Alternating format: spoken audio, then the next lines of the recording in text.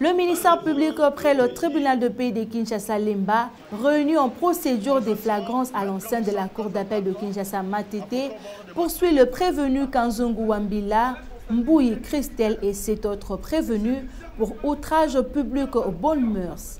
Le fait remonte au mois de juin 2024.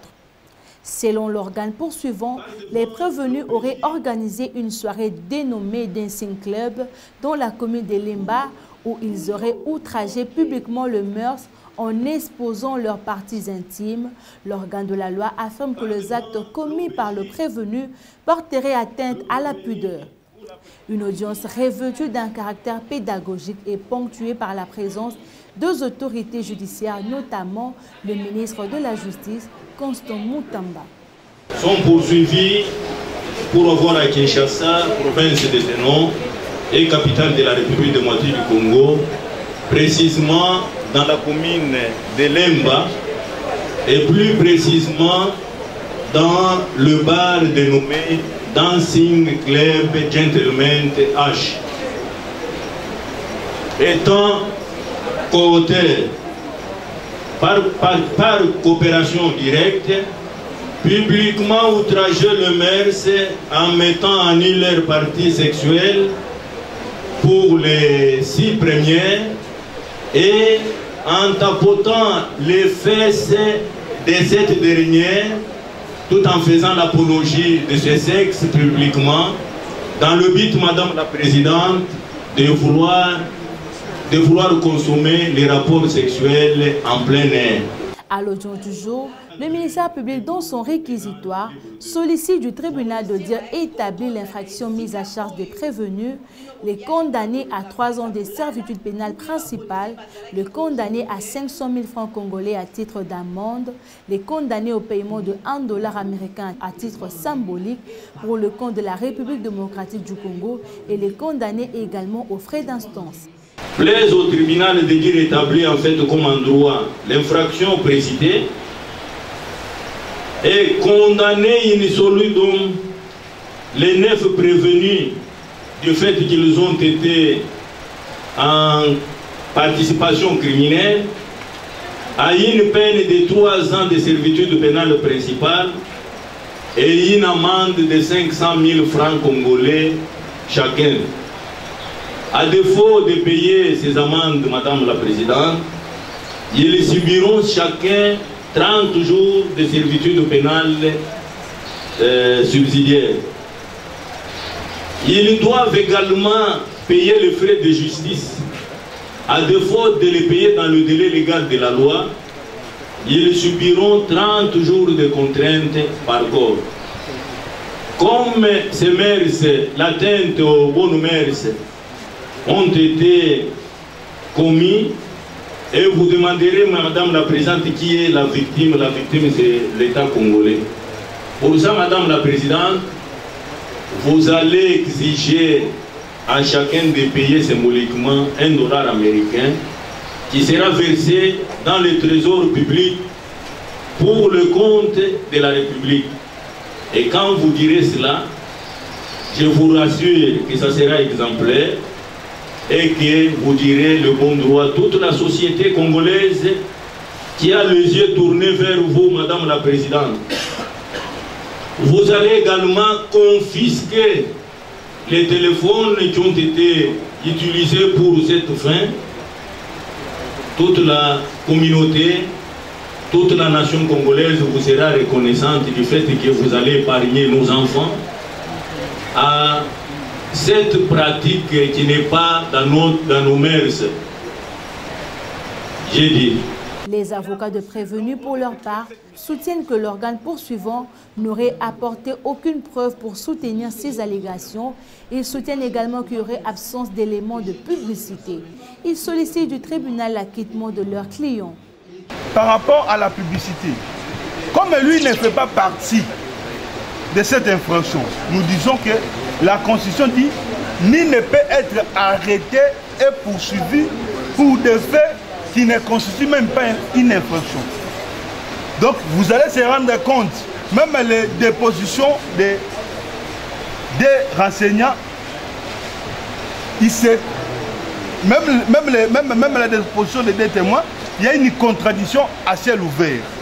Et je pourrais même lire seulement le code judiciaire Zaïwa a noté, c'est pour Katouala Kabachala, le procureur général, la page 153. Qu'est-ce qu'il lui dit?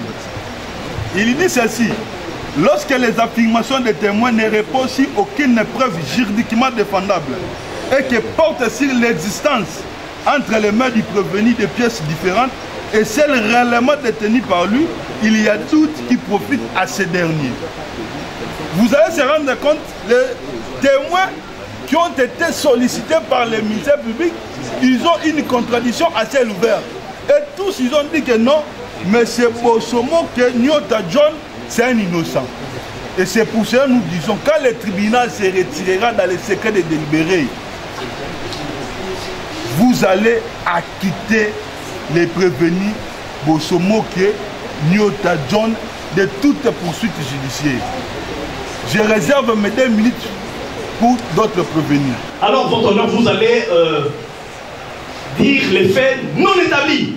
En fait, comme en droit, faute d'éléments publicités, et vous allez acquitter chacun de mes clients, les renvoyer de toute fin de poursuite.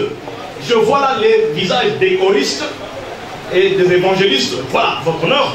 Donc, Voltaire, je chute, Voltaire a dit dans l'affaire Calas à Moubaï, mieux vaut 100 criminels en liberté qu'un seul innocent en détention. Voici les innocents, vous n'avez pas besoin d'eux en détention, votre honneur. Nous avons dit et nous vous remercions. Les tribunaux passent ensuite la parole aux prévenus pour leur dernier mot. Tous les prévenus clament leur innocence et sollicitent leur acquittement. Tribunal soki asengi nini Lona osenga naza innocent na pima mwana te lona lobakano asengi na tribunal kaka pardon balisa biso toza ba innocent na makambo bakite asengi tribunal akite mpona ye makambo wana malamu. Après délibération, le tribunal dit établir l'infraction mise à charge de prévenu Kanzungi Tabita, Makele Naomi, Masaya Magali, Mboui Christella, Kabeya Ornella et Bossefou Patience et les condamne à 3 ans de servitude pénale principale et au paiement de 300 000 francs congolais à chacune à titre d'amende. Le tribunal dit par contre non établir l'infraction mise à charge de prévenu Maké Sejansi, Bossomo Kedjon, Ngele Sirigen et les en acquitte.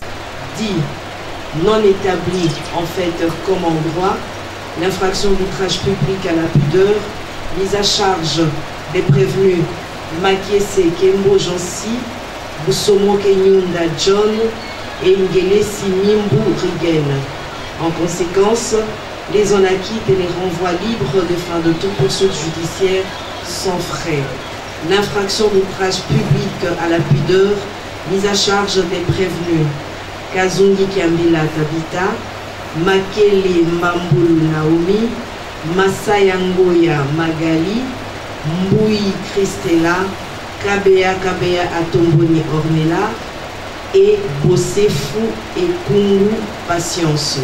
En conséquence, les en condamnent chacune à 3 ans de servitude pénale principale et à une amende de 300 000 francs congolais, récupérable par 15 jours de servitude pénale subsidiaire à défaut de paiement dans le délai légal. Les condamnent chacune à payer 200 000 francs congolais à la République démocratique du Congo à titre de dommages et intérêts pour tous les préjudices subis. Ordonne la restitution du téléphone de marque Infinix à la prévenue Kabeya Atomboni Ornella.